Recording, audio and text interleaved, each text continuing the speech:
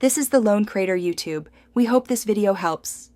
You begin by setting up the only supported connection, a direct wired USB link.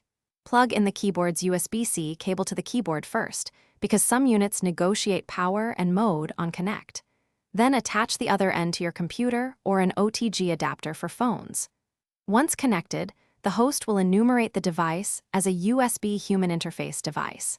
Make sure to use the original or a high-quality cable. Cheap cables may be power-only and won't carry data. Once the cable is attached, check that your system recognizes the keyboard. On Windows, open Device Manager and look for a USB input device or keyboard entry. On Mac OS, check Keyboard in System Preferences. On Linux, run lsusp or check dmesc for a new HID.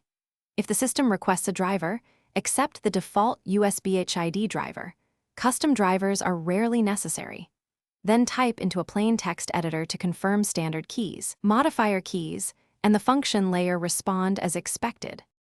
To finalize, verify advanced functions like macros or backlight settings using the keyboard's firmware tools if available.